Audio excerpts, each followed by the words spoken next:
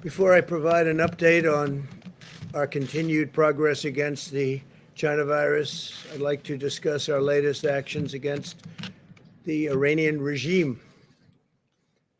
Today, I'm directing the Secretary of State, Mike Pompeo, to notify the UN Security Council that the United States intends to restore virtually all of the previously suspended United Nations sanctions on Iran. It's a snapback, not uncommon. 2 years ago, I withdrew the United States from the disastrous Iran nuclear deal, which was a product of the Obama-Biden foreign policy failure, a failure like few people have seen in terms of the amount of money we paid for absolutely nothing and a short-term deal. This deal funneled tens of billions of dollars to Iran, 150 billion to be exact, plus 1.8 billion in cash, which I don't know that the president had the authority to give. It gave 1.8 billion in cash. Just another great deal that turned out to be a total disaster that would have funded all of the chaos and the bloodshed and the terror in the region and all throughout the world. And I won't say anything because I don't like saying it, but Iran doesn't have so much money to give to the world anymore, to the terrorists, to give to Al-Qaeda and various other groups of people that they were funding. They have to keep their own regime together, and it's not easy for them. And the first month, Iran will come to us, and they are going to be asking for a deal so quickly because they are doing very poorly. But that deal was a disaster. $150 billion, $1.8 billion in cash. And we got nothing except a short-term little deal. A short-term, expiring, starting to expire already. It's terminated, but it would have, if we didn't terminate it, start to expire very shortly. A good deal was the deal we made with UAE and Israel. And by the way, other countries, I will tell you now, want to come into that deal. Countries that you wouldn't even believe want to come into that deal. And all of a sudden, you're going to have peace in the Middle East. And you couldn't have done it with this ridiculous Iran nuclear deal, as they call it, that President Obama made, along with Sleepy Joe Biden. I imposed the toughest ever sanctions on Iran. And this has caused great difficulty for them, giving money to terrorist organizations. And if they do, they'll have hell to pay.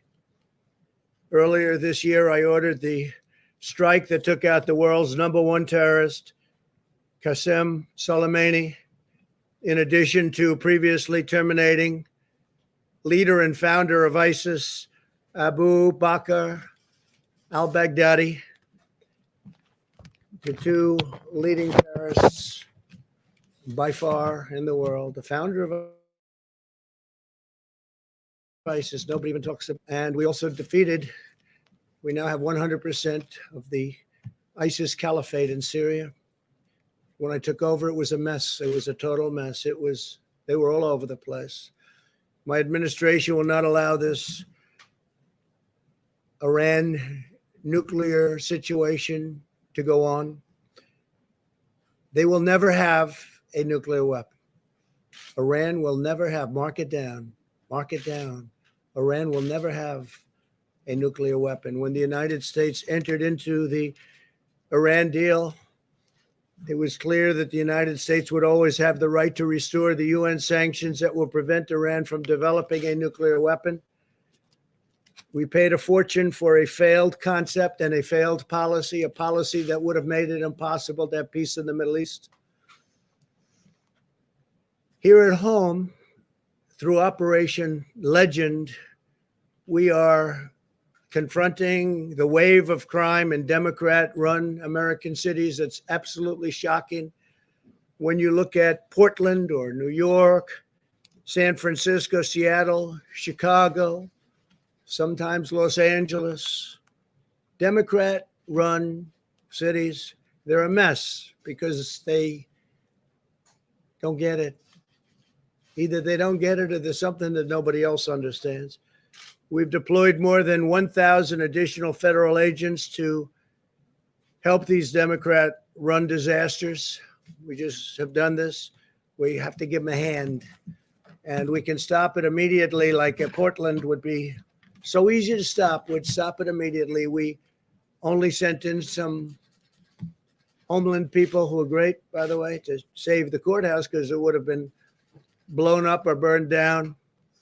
And they did that very easily.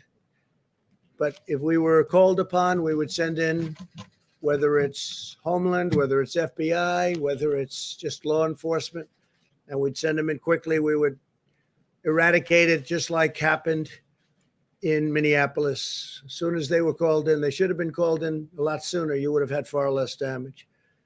Today, we announced that Operation Legend has successfully resulted in nearly 1,500 arrests already. Bad ones, really bad people. Prosecutions and prison sentences will follow, and they'll be a very long time in prison for what they've done to these cities. Most cities are well run. Most of the nation is well run. And the areas that we're talking about are all, in all cases, run by Democrats, usually radical-leaning Democrats, like in New York or in Portland. We've made arrests in Kansas City, Chicago, Cleveland, Detroit, Milwaukee, St. Louis, Memphis, and Albuquerque for many violent crimes, including gun crimes, arson, and 91 murders. We're also using the full power of the federal government to defeat, as you know, the China virus. New cases have declined in 80% of the jurisdictions in the past week. 80%. New Zealand, by the way, had a big outbreak. And other countries that were held up to try and make us look not as good as we should look, because we've done an incredible job, but they're having a lot of outbreaks, but they'll be able to put them out, and we put them out. The hospitalization rate has fallen in our country, 54% since its peak in April, 54%. Older Americans are still the most vulnerable to the virus. 92% of deaths have occurred among those 55 and older. Only 2.7% of deaths have occurred among those 44 years. Think of that, 44 years and younger. So 44 years old and younger, only 2.7% of deaths have occurred. And many of those existing conditions, they had problems, heart, diabetes, and other problems, but many of those. So think of that, only 2.7% under 44 years of age. Excess mortality in Europe this year is 33% higher than the United States. Evidence that the tragic cost of this virus is higher in other Western nations. South Korea, you've been reading about South Korea doing well. Well, they just had a very big breakout, but they'll be able to solve the problem. We must all remain vigilant and continue to exercise extreme caution around those at highest risk. As we know, multiple colleges and universities announced that they would suspend in-person teaching. Now, we have learned one thing. There's nothing like campus. There's nothing like being with the teacher as opposed to being on a computer board. It's been proven a lot better. It's a lot better. The iPads are wonderful, but you're not going to learn the same way you do by being there. So nevertheless, certain colleges and universities have announced that they would suspend the in-person teaching. For older people and individuals with underlying conditions, the China virus is very dangerous, but for university students, the likelihood of severe illness is less than or equal to the risk of a seasonal flu. And the seasonal flu happens and comes and it goes, and it can be very bad, but people don't talk about it in the same way, and they shouldn't. But if you look at that, the odds are less than or equal to. Instead of saving lives, the decision to close universities could cost lives. It is significantly safer for students to live with other young people than to go home and spread the virus to older Americans. Makes sense? And The shutdown thing is causing tremendous depression for those places that are still shut down. You look at certain areas that, in all cases, Democrat run, still shut down, and the numbers there aren't even good, but causing tremendous depression, suicide, uh, drugs, alcohol, abuse. A lot of problems are being caused. Probably far more, I would say, Scott, than is caused by the virus itself, now that we understand the virus. Colleges should take reasonable precautions. Students who feel sick should not attend class and should limit social interaction as they would for any other illness. And universities should implement measures to protect the high risk students or professors and teachers. The ultimate goal of testing is to prevent transmission in high risk settings and to prevent transmission, period, but especially in nursing homes and to care for the vulnerable and our elderly, which really fit into that definition of who is vulnerable. We have tremendous unused testing capacity in our country. We have a tremendous unused testing capacity.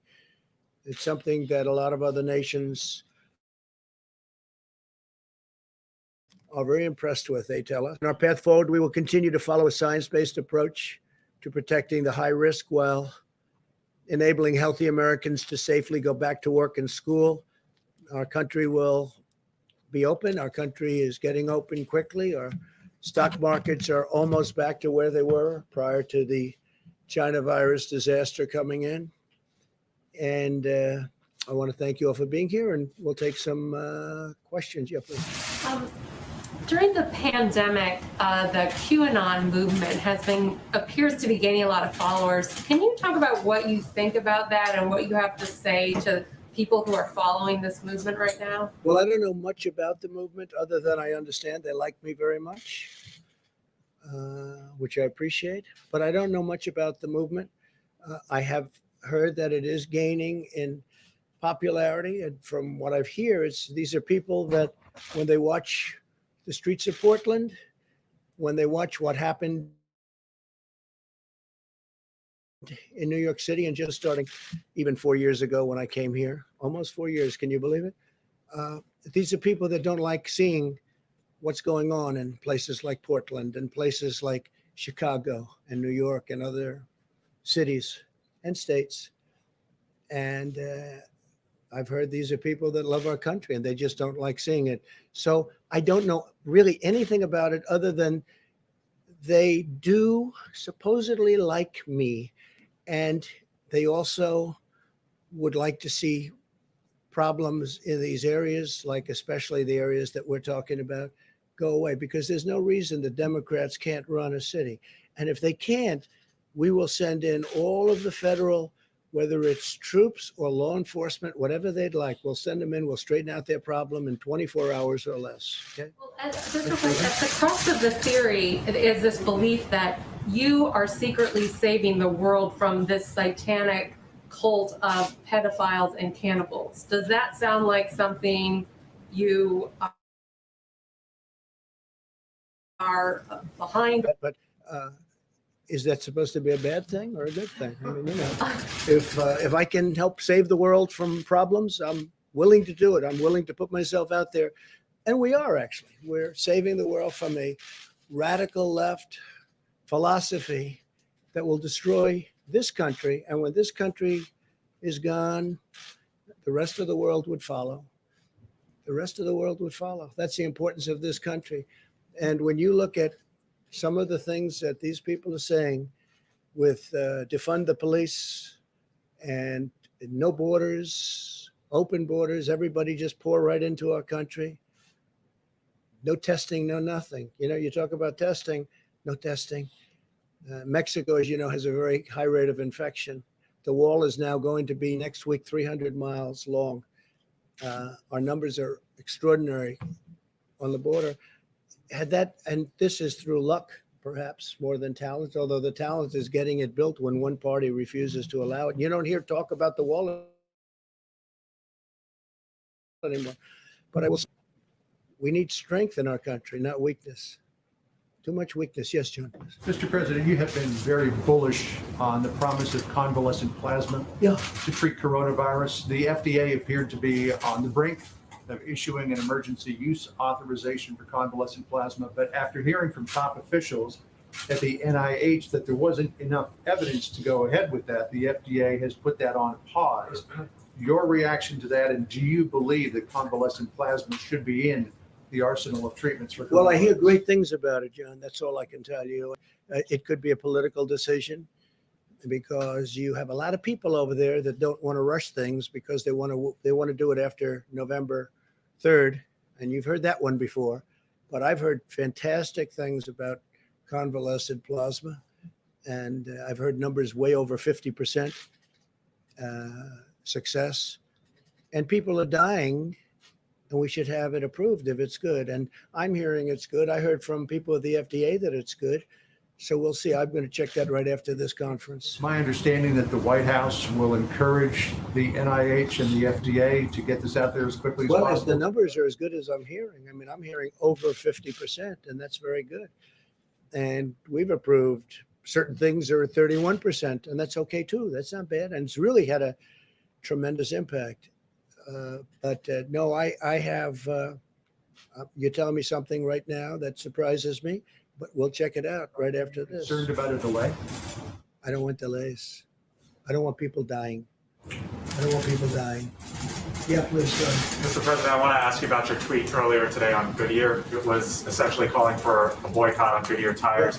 Do you want the federal government to stop buying and using Goodyear product as well? And is there Well, I'm anything? not happy with Goodyear because what they're doing is playing politics. And the funny thing is, the people guarantee you, I poll very well with all of those great workers in Goodyear. And when they say that you can't have Blue Lives Matter, you can't show a blue line, you can't wear a MAGA hat, but you can have other things that are Marxist in nature. There's something wrong with the top of Goodyear. And what the radical left does is they make it impossible for people to do business if they're Republican or if they're conservative. They put out all sorts of effort. Don't shop there. They do vicious things, not so different than what you saw on the streets of Portland 2 nights ago. Boycott do you envision? Oh, I don't know. That's up to people, but I wouldn't recommend it. If they want to hold political speech, if they want to let you not do what everybody's doing, if they want to wear a MAGA hat or if they want to wear a Blue Lives, you know what Blue Lives Matter, right? That's policemen and women. That's a terrible thing. So they're using their power over these people, and these people want to wear whatever it is that we're talking about. You know that. And so I would be very much in favor if people don't want to buy there. And you know what? They'll be able to get a good job because we set a jobs record over the last quarter, as you know, the most jobs ever in the history of our country. You'll be able to get another good jobs. I think it's disgraceful that they did this. Please go ahead. Yes, Mr. President, you've said that the arrest of Jimmy Lai in Hong Kong is, quote, a terrible thing.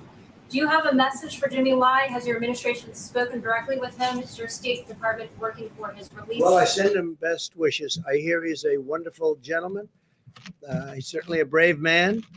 And I send him best wishes. With that being said, because of that, and obviously what happened in Hong Kong, we've taken all of the vast amounts of money that we used to subsidize Hong Kong. We essentially subsidized Hong Kong by giving them all sorts of incentives. And that's what made Hong Kong, the exchange and business in Hong Kong, successful. I've taken it all back. That means that the United States is going to do a lot more business. You know, we had tremendous incentive and subsidy in order that they be successful for freedom. But now that the freedom obviously seems to have been taken away, we will keep all of the incentives that we were giving them, which is billions and billions of dollars. And all of that business will come into our country, including the New York Stock Exchange and NASDAQ, and it'll all come here. But I feel badly for him because I hear he's a good person. I don't know him, but I hear he's a good person, obviously a very brave person. Did you have something? Go ahead. Yes, sir. Thank you, Mr. President. With the Iraqi Prime Minister coming in tomorrow, what about Say this? The Iraqi Prime Minister is coming in tomorrow to meet with you, and how do you feel about this notion that Iraq can once again become the buffer between Iranian influence and Russian influence in the Middle East? Do you think that that's possible once again? What are your thoughts Well, on this it? is a man that I get along with very well. We're largely out of Iraq. We're down to very few soldiers. I said we're getting out of these endless wars, these ridiculous endless wars. We should have never been there in the first place. I think it was the worst decision made in the history of our country. Should have never been there. In the Middle East, we should have never been. But we're getting out rapidly out of, over the course of 3 years. In getting out, it's very sticky getting out. And some people agree and many people don't agree. But I think most people very much agree. We're doing very well in our negotiations with Afghanistan. We're getting out. We're down to a much smaller number of people left there. And, I greet men and women coming home and coming home after they've been hit. I've also greeted many at Dover, greeted many bodies coming back in. And we've been there 19 years and we're basically policemen. We're acting as police as opposed to soldiers. And they're going to have to police their own states. And they've been doing that for thousands of years. But it's time after 19 years that our soldiers come home. They've done an incredible job, but they're not allowed to fight to win. And maybe they shouldn't be, because a lot of the people, it's not their fault. But with the Taliban and with going to Iraq again, we're down in Afghanistan, very low numbers, and that'll be taking place. And I let them know, do anything and you'll be hit like you've never been hit before. So we're doing very well. Syria, the same thing. Remember when I took all of the soldiers off of the border between Syria and Turkey, right? And everybody said, oh, that was 2 years ago. It was a long time ago. They said, oh, this is terrible, terrible, terrible. We're going to leave. Why do we have our soldiers between Syria and Turkey? Turkey have a very good relationship with President Erdogan, and Syria has been fighting forever. And I say, why are we guarding their border? And I brought our soldiers back home. I got them out, and guess what? Nothing's happened. They've been fighting like they have been for 1,000 years. Okay, nothing's happened.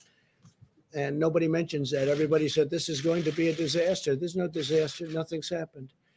And so we're getting out of the endless wars. And we are building a military, the likes of which the world has never seen. $2.5 trillion we've spent. And we hopefully don't ever have to use it. But we want to focus on a much bigger picture, because we have a much bigger picture. It's when you look at what China's doing, when you look at what Russia's doing, when you look at what some other countries are doing, we want to be ready just in case there is a catastrophe. We don't want to see that. We don't want to ever use it. We've rebuilt our military, new missiles, new rockets, and new tanks, and new everything. $2.5 trillion, all made in the USA.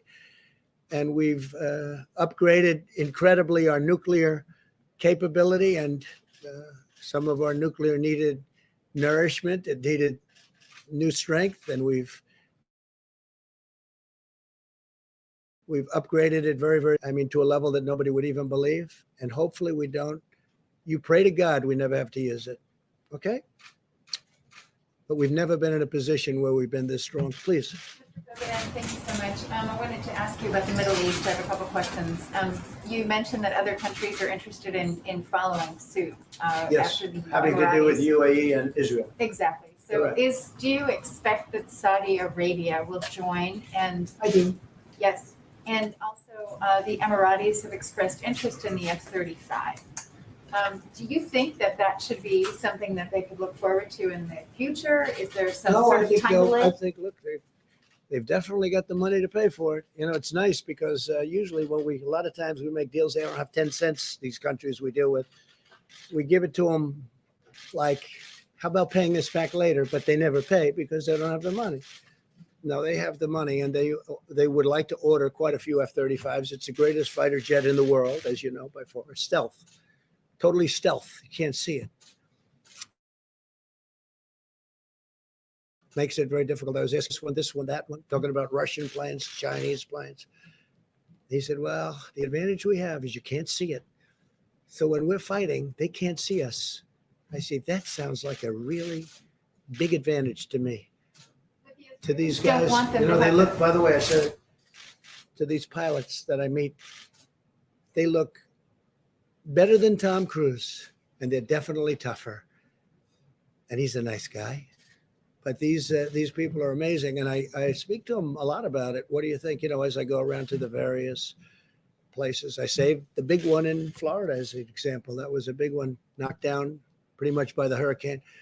So I spent a lot of time on that, and it's the greatest plane in the world. One thing about that kind of thing, technology, high technology, greatest plane doesn't last long. Somebody comes up with something else, but we're always the one to come up with something else. So yeah, they'd like to buy F-35s. We'll see what happens. It's under review, but they made a great advance in peace in the Middle East. Even the New York Times thought it was an incredible. Tom Friedman had a very nice thing to say about it. I spoke to him about it. He thought it was terrific, and it is terrific. I see a lot of countries coming in fairly quickly, and when you have them all in, ultimately, Iran will come into, there'll be peace in the Middle East. That'll be nice. Iran will be very much neutralized. They never thought this could have happened. And with the horrendously stupid Iran deal signed by Obama, this could have never happened. Really, they're so On the Goodyear issue, you ride on Goodyear tires in the Yeah. presidential limousine. Correct. If there were an alternative, would you want those tires swapped out? Yeah, I would do that. I would swap them out based on what I heard. We'll see what happens. Look, you're going to have a lot of people not wanting to buy that product anymore, and they'll buy from a competitor, made in the USA too. Okay, please. Go ahead. Mr. President, excerpts from Obama's speech that he'll give later at the Democratic Convention show that he says that he hoped that you would take being president more seriously once you had the job and discover reverence for democracy. And then he said, I quote, "but he never did." What is your reaction to You that? know, when I listen to that and then I see the horror, that stupidity of the transactions that he made. Look what we're doing. We have our great border wall. We have security. We have the UAE deal, which has been universally praised by people that aren't exactly fans of Donald Trump for various reasons. I don't know why. Can't be my personality, but they're not fans, right? And when I look at what we have, and I look at how bad he was, how ineffective a president he was so ineffective, so terrible. Slowest growing recovery in the history, I guess, since 1929 on the economy. Don't forget, until the China virus came in, we had the greatest economy in the history of the world. And now we're doing it again. I'm going to have to do it a second time. We're doing it again. Hard to believe. We're doing very well. You heard the numbers. They're way, way down on the virus. But when you look at the kind of numbers that we're producing on the stock markets, we're almost at the level. In fact, NASDAQ and S&P are higher than they were at their highest point prior to the China virus coming and the plague coming in. Now, President Obama did not do a good job. And the reason I'm here is because of President Obama and Joe Biden. Because if they did a good job, I wouldn't be here. And probably if they did a good job, I wouldn't have even run. I would have been very happy. I enjoyed my previous life very much.